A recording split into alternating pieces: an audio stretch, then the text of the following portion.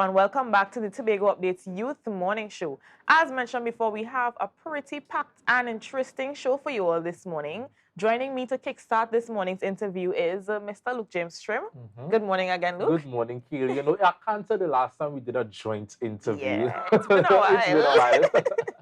So we have Miss Nickocy to speak about. Tell us what she will be coming to speak about. Okay, so first of all, to start off the interview this morning, Miss Nickocy is going to be telling us about the Women's Conference, the United Nations Women's Conference, that she's a part of right now. And later on in the interview, she's going to be talking about the propaganda regarding the Buccoo Village Council elections. Yeah. I think she claimed that the whole process was illegal. Yeah. So, you know, I'm really eager to uncover and hear what that's all about, because I'm really lost as to what's been happening. Quite interested to hear as well.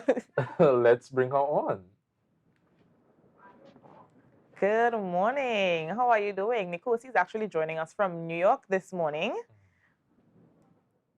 Good morning, Trinidad and Tobago. Good morning to Tobago Updates. Good morning to you young folks that are hosting this morning. I'm pleasure to have the opportunity to be, a part of this discussion. Good morning. Good morning. Okay, so first we're going to start off by talking about the United Nations Women's Conference. So tell us a little bit about the conference. What is the conference about? The CSW 67 is the status of the Commission of the Status of Women around the world, whereby a lot of world leaders, ministers, presidents come together every year at the United Nations in New York to discuss on gender equality policies about women, building a collective front against digital dimension of violence against women, everything that surrounds girls and young and women. This is what the discussion is about. We have at the United Nations, they have had discussions with the presidents, world leaders. We have also ministers who share what things that are happening in their country.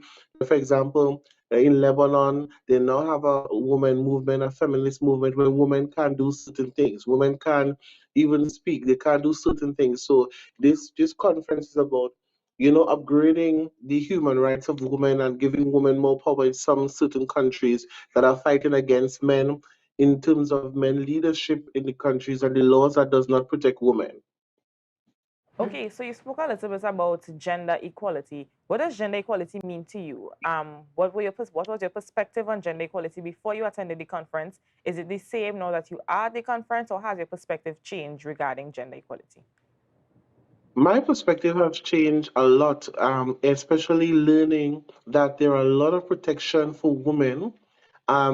It has now, this conversation this time has changed, whereby it just not only focuses on women, it also focuses on men, because education in regards to gender is very prominent to men as well, because we cannot continue to, and I've seen it in most of the conversations that I went to, whereby I even said it and asked the questions. We're focusing on the dimensions of women, the protection of women, the laws and all these things for women. But what about the men? How do we then teach and educate the men on the protection of women? How do we then protect the men who are also against, who are being abused? So that was a good question, and a lot of people, they didn't think about it, and that's what they now start to put into perspective. Because, as I said, gender equality also is not about just man and woman. There are a different level of genders that have been left out.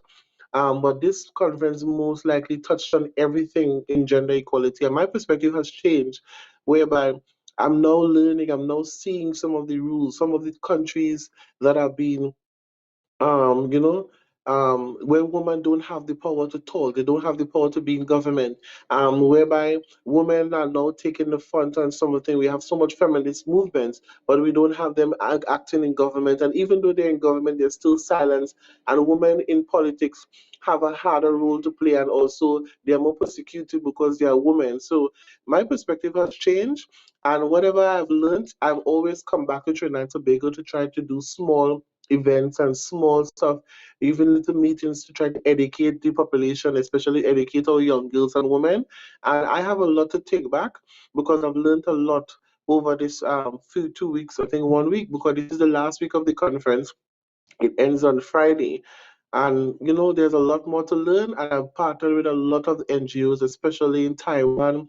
I've partnered with some Lebanon NGOs. I've partnered with a lot, and I want to partner with them because I want to bring back some of the information back to Trinidad and Tobago, especially Tobago, especially in the fact just I think on my post you will see a picture with the me getting a Taiwan, one of the Taiwan Commissioner of Police, they would have wanted to partner with me. They gave me this as a token of their appreciation and partnership because they did something different in terms to cyberbullying against women and young girls. And we think cyberbullying may just be about, putting up a picture of a person naked. No, cyberbullying is a constant attack whereby the police officers not doing anything and they're not protecting the persons, but there are certain mechanisms that Taiwan has in place to protect that person strongly against the offenders continuing to, attack them and stuff. And the cyberbullying is very simple. If you see somebody walking and their shoes out and you take a picture and just put it up and put some funny things on it, that is cyberbullying. And they were showing how to take away cyberbullying, how to break it down, how the protection is. There is so much information that is not being processed. I know there's a delegation that's supposed to be there from Trinidad and Tobago. Unfortunately, I am not representing Trinidad and Tobago in that delegation. I am Trinidad and Tobago Youth Will Rise, but I'm under the Pakistani ambassador NGO. I'm also under South Africa Pink Africa Foundation because I was not accepted by the delegation. So I came under those two countries to represent, but I'm still given the opportunity to represent Trinidad and Tobago Youth Will Rise. Okay, wonderful. So a little earlier on, you mentioned the political aspect and as being one of the things that would have been highlighted. You also spoke about cyberbullying, and you touched on an issue that has been happening in Lebanon, and you were saying that a lot of females don't have access to certain things. What are some of the things that were highlighted that you see relevant to Trinidad and Tobago? Because in Trinidad and Tobago, we don't have that big of an issue regarding women not having equal rights to jobs because we've had a female prime minister. We've had a female president. We have not yet had a female chief secretary. But in terms of equal opportunities, we don't see much of an issue regarding that, in my personal opinion. What is your take on that? It's not just about the. I know women in Tobago, they are very strong, only in Trinidad as well too, but we see constant attack on females, especially the prime minister, past female prime minister. We see personal attacks. We also see women in where we the most probably what we're not seeing is the constant protection of women the right way. Especially, we not see the constant protection of men. The conversation this time would have changed, whereby, when, for example, we've seen on social media where men who go into the police station, they're supposed to be a gender unit. But when a man goes in to report a woman to being abused, he's been ridiculed, he's been laughed, and then he's turned away. We're not seeing that. We're not seeing where some of these women, just recently I saw a video where there's a protection order against this man and he went and I'm seeing him with a hammer against the woman. Where is the protection? So when we look at, there's no enforcement of the laws and policies of the protection of women. And there need to be proper mechanisms from the government in order to protect women against these men. These men are just coming out. What happened to this man now? If this man would have killed this woman who I just saw in the video, I don't know if you all saw it, and he see him and he has a hammer, and the woman is telling him to leave him and leave her alone, leave her alone.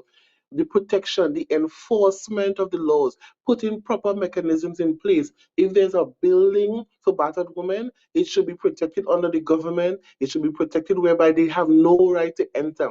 And these men are just going back. They're breaking the protection order, and yet they're back on the streets. They go in jail for 2 months or 1 month, or they're back on the streets. So it's the mechanism and the policies that are not in place. It's what I want to see moving forward. I want to see the TTPS. I want to see stronger measures or taken, that the protection of women and the protection across the border is given to people and to given, because humanity is at its bad core right now. We need to bring back humanity to Trinidad and Tobago where there's no level of respect. Also, women need to respect themselves. In the meetings, some of the meetings, again, some persons would pull up videos of these girls half naked on social media, Instagram, and they keep on asking, so what is this? How women are supposed to respect themselves, and we have these girls doing it. And now I can't answer for them, as I said, because at the end of the day, they are individuals and making their own decision. But how are you supposed to respect yourself when you have sometimes you have some of these artists on live asking girls to twerk for $20 or $100, and you're not setting an example for the younger generation. It's not. You see, I just saw a video where two girls were rolling in the road half naked. You women have to start to respect themselves, and in order for the respect to be given to them, they have to respect and value themselves as women and young girls, and that is not being done. So, as much as many laws and protections are going to be put in place for them, you still have to meet the laws somewhere, because you cannot continue to ask for protection, continue to ask for respect when you are walking half naked, you're flipping in the road, you're on social media twerking, and then you're having sex, and then you're doing your porn videos, releasing and stuff. You need to be more assertive of what yourself and how you carry about yourself. So at the end of the day, going forward, is going to be a hard task, because at the end of the day, you can't carry the cow by the river and force it to drink water. But as I said, I've learned a lot. There's a lot of programs and initiatives that I've learned from the different countries that I want to bring back, and I want to share with other NGOs. I want to share with Trinidad and Tobago, and even if to write some of the policies or write some information to the government and to the gender unit to let them enhance what they're doing, I would like to do that as much as possible. Okay, and as we wrap up the first part of this interview, I have one more question. In a recent live on Facebook, you would have mentioned that you would have requested funding to be a part of the women's conference that you are attending now, but you were denied. You also mentioned that you were given memorabilia to take to New York with you to distribute, and you were not so satisfied with the quality that you received, but you would have also received memorabilia from the Ministry of Tourism in Trinidad. So can you just shed a little bit of light on that scenario? This is maybe the seventh time. I play in bad manners. This is maybe the seventh time that I've requested assistance from tourism, and they continue to deny me. The response that I got is that, oh, they have met their quota for January or February, and they don't have no money, however, and they refer to me to Tatil. What I got from them is this bag, and a pen, some leaflets, a pen, some holder thing, a Tobago map. If about 5 or 10, and I fit it in this bag. Also from Trinidad, I received the Visit Trinidad bags. They have bottles inside of it. And also in the Ministry of Tourism, they gave me, because I have to meet with some high profile officials, which I'm not going to say. They gave me some big bags for those individuals that I'm going to meet with jackets, the Visit Trinidad bags, with jackets and hats and cups and everything. So that was really good. I think Trinidad stepped up a lot. But what I would have done, if you look at the bags here, they have Visit Trinidad, Visit Tobago. I didn't do that. I took out some stuff from the Trinidad information leaflets, put it in the Tobago bag, put some of the Trinidad bag into the Tobago bag, because I am not here to market or to promote Tobago or Trinidad. I'm here to promote Trinidad and Tobago, because a lot of people don't even know where Tobago is. Still, at this point in time, every time I speak about Tobago, the conversation is like, who is that? And they still don't know Tobago. So I'm thankful to the tourism agency in Tobago for whatever little that they would have done. I'm thankful to the Trinidad and the Ministry of Tourism and the Trinidad Tourism Agency for the assistance they would have done in that, because if I didn't have that, I would not have gone so far. Also, with that being said, I have also launched if you realize, I've launched the Cornucopia event. I've pre-launched the 2023 already. So right now I am here marketing the Cornucopia event 2023. Before I left the country, I would have uh, put a committee in place, and the chairman of the committee is Ms. Leslie Ellis. The vice chairman is Mr. Kenrick Noel. We have the secretary, Ms. Marina Marfan, the PRO, Ms. Akila Morton, the Director of Events Committee, Ms. Diane Mackerman, and we have Afia Sampson, who is the the executive of the organization, they are tasked with the responsibility of Cornucopia. Now, while I'm out here, and the reason for the bags as well, beside the United Nations, I am meeting with a number of groups that I'm bringing to Trinidad, to Tobago, for the October Carnival, well, not nearly the Tobago October Carnival, for the Cornucopia event. There was a group of over 300 talk show hosts that wants to bring at least 300 persons. That is just at the tip of the iceberg. So what we would have done, we would have enhanced the Cornucopia to 5 days, to 7 days. So the flights will be arriving from the 18th, and we give them each day we give them something. We have an island and reef tour on the 19th. We have the Cornucopia event on the 20th. We have the Juvie on the 21st. We have a fish fry into a Sunday school on Sunday, which is the 22nd. We have a cool down bikini bottom on the 23rd. And on the 24th, we have a rest and relaxation. And then the flight with all the people that I'm bringing to the island will be leaving on the 25th. So that will lead up to the carnival. You know, right there, I'm trying to capture them before the Miami. And actually, I'm actually taking some of them away from the Miami Carnival because they say they're really tired of the Miami Carnival. So with the lack of funding, I still happen to make it out here. And I Miss am not going to Nickocy, let Miss tourism or Nickocy, anybody persuade you me hearing me? of not getting. Mhm, go ahead. You hear me right? Right. So we don't want to lose the essence of the interview today because time is of the essence. So for this Yeah, sorry, segment, yeah, we'll go have ahead. to switch over to the next aspect of the interview that focuses on the Buccoo Village Council or Village Meeting. You see, with that topic, there's a lot of confusion. We are confused. So for this Mhm, aspect, you will have to guide me. You'll have to guide our listeners and our right. viewers about what's going on. Mhm, So please tell good. us what's been happening. What type of meeting occurred, and why are you claiming that the meeting was illegal? First of all, I attended as you've seen on my Facebook post, I give an explanation of the first part of the village council so-called interim positions.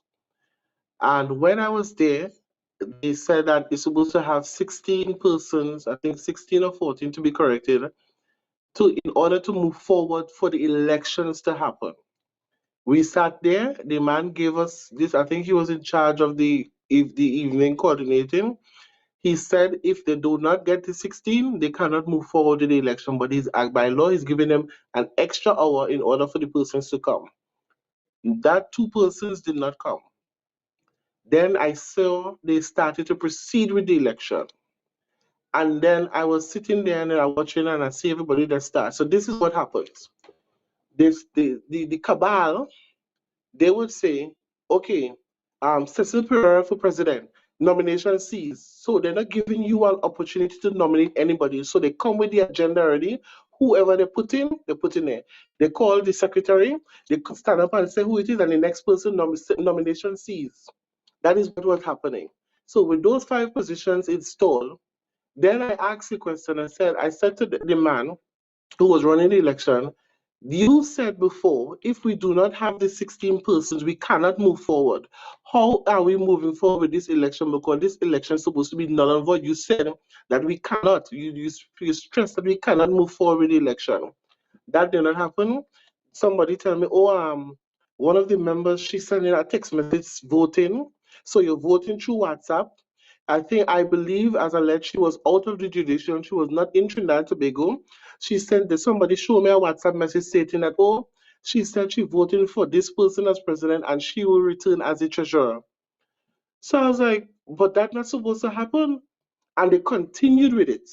I came out, I messaged some persons on the community and tell them what happened. They thought they talk, local people they're just talking and nothing happened. I left it at that because my focus is on politics. My focus is not that going forward. Now we had a next meeting with the area representative calling to talk about an issue. So I came in the meeting late and I heard the village council issue being an issue again because persons and young people would have come out and asked about it.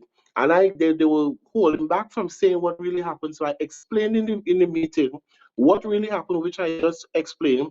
And still, they still forced to hold the election on the 9th. While I was up here, persons would have reached out to me telling me they still did the election. People went to vote. They're telling them they can't vote. They need to register.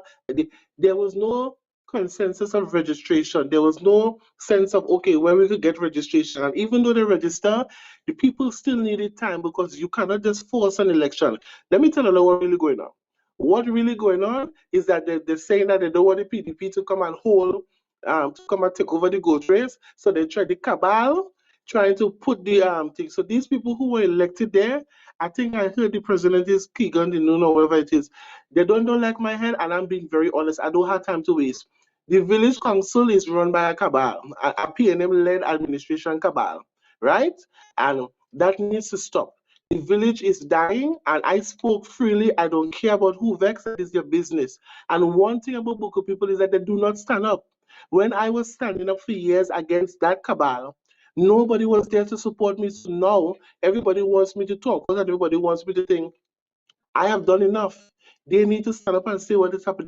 That village council election is supposed to be null and void. You cannot turn away your villagers and tell them that they cannot vote, and that is what happened. And if you look at persons' posts on Facebook from Buccoo, they were talking about it. They were turned away from voting. And the cabal elected who they wanted to elect back in the office because they're trying to block the PDP from taking a hold of the Buccoo goat race. But then again, there's no proper accountability in the goat racing. We need to see financial reports. We need to know how much money is left in the accounts. We need to know all these things, and it's not happening. I don't have time to sugarcoat anything for nobody. It is what it is. Too much of us are fake in Tobago, and they want to just keep on hiding. I am not hiding. I'm being plain talk bad manners who vex loss. Straight talk bad manners. That election was illegal. The people of the Buccoo Coral Garden community needs to be given time to run a proper election. And these people at community development, they know who they are. They know the nonsense that they're doing because they're siding with them. And Mr. Terence Baines, the Secretary to Community Development, he needs to look into this immediately. This needs to be fixed. And when I come back to Tobago, I will be giving them a run for their money. All right, Ms. Nickocy, I understand. And you would have lamented that this whole meeting was illegal. It was political. And, I think the question now, it should be like, if it is illegal, you are putting the pressure now on Assemblyman Terence Baines for something that's illegal. Wouldn't it be more fitting to take your evidence to the police?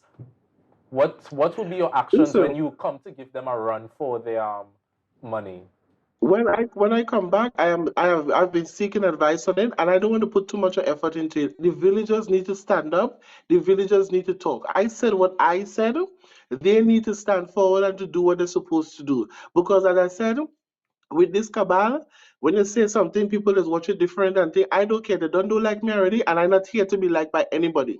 The people in the village need to stand up. They need to talk out, and they need to think. They need to speak to the area representative because he was there. He was informed of what happened, and at that meeting, that election still went on. So all of them need to deal with it. I will just write and address certain things that I've said and I've spoken here, because even though you carry things to the police, however, them ain't doing nothing and all. Them is the next set of people. You don't get nothing done in Tobago and Trinidad. There's no justice to anything.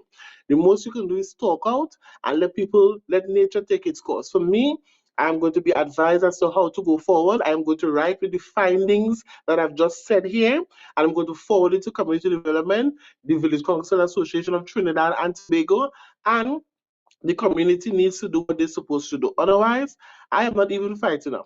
My focus is politics. My focus is about the people of Trinidad and Tobago. And yes, it's about my community as well. And whatever little I can do beside the village council or be doing in the community of Buccoo and environs, I will do. Otherwise, I don't have time to go back. Because at the end of the day, as I said, I was there, I was fighting. Nobody supports what I do. Nobody supports anything. It's only when they're in trouble or when something happened in the community, Nickocy, we want you. And I'm not going to be a puppet to anybody, right? I have bigger things to do. As I said, I will just focus when I come back. I'm going to give my findings to the Community Development Secretary and the Village Council Head Association of Trinidad and Tobago. I'm going to write and put everything in writing and forward it to them, and then they will do whatever they want to do. I will inform the villagers. If they want advice, I will advise them. I will seek legal counsel to give them advice on how they should go forward. For me, I have nothing much to say. I said my piece, and I'm at peace with whatever I said. I'm not taking back any single thing. All right, Ms. Nickocy, and one last question. With everything you said, it brings us to question now is, are you familiar with the Village Council Constitution? Because I understand that village councils are governed by a constitution and they are claiming that the elections was followed to a T by the constitution. So you can see where the confusion is because you are here with your findings, your WhatsApp messages, your reports from the villagers, but the elected members are saying that the constitution was followed. Well, here, listen now. If them saying that, I wish them all the best of luck because trust me, I am dumb. And if the villagers kicking up against it, well, something had to be wrong. Well, I had to be crazy. So for me, as I said, if the villagers want to continue and sit down and take that, they could say what they want to say. There is a constitution that they did not follow the constitution. Let me put it in public domain. Where was Miss Phillips when the election was going on? Did they have the amount of members that they needed to constitute the election going forward? And the messages that they would have sent in the WhatsApp group that Ms. Ramsawak and them show me and say that this person voted for that person, produce that. Right? If I'm not going crazy, produce it. I listen, I don't have time. If they're saying it is constitutional and they're going with it, fine by me. But I will not be a part of a system that is continuing to be corrupt. The people and the villagers of Buccoo, they need to come out and speak for themselves, and they need to continue to stand up. I have said what I said. I am not taking back anything that I said. I have no apologies for nobody. I don't mince matters. They know what they're doing and they are supported by the cabal extra in the council. I'm not even taking back anything. So I wish them all the best of luck and I wish them good moving forward, but I will not be a part of anything that they do that is not constitutionally recognized or constitutionally legal, that does not bind the people of the community of Buccoo Coral Garden. Simple. All right, Ms. Nickocy, I understand. And, I think Kayla and I would like to thank you for joining us this morning. Hopefully, we can invite you for a part 2 to see how this saga continues. So, on behalf of the Tobago Updates family, I want to thank you for joining us this morning on the Youth Wednesday show. Thank you very much for having me, and you have a wonderful morning. It's snowing this morning, and I'm going up in the snow. As I've had a few more days left, I'll be here for the rest of the month. Thank you so much. You all have a wonderful day in Tobago. Tobago people, you'll stay safe. Trinidad and Tobago, stay blessed. Good morning. Thank you. Okay, wow. All right, viewers, that was Miss Nickocy. Kaylee, how you felt about that interview? It was quite an interesting interview from start to finish, Yeah. Very, very interesting. Very informative, I should say. I can't even last year that interview that's interesting here on the Youth Wednesday show. Yeah, it's been a while. It's been a while. It's time for us to head over to a quick commercial. So, Kaylee, you have to tell our viewers to share the live, share the live, share the live. We'll be right back.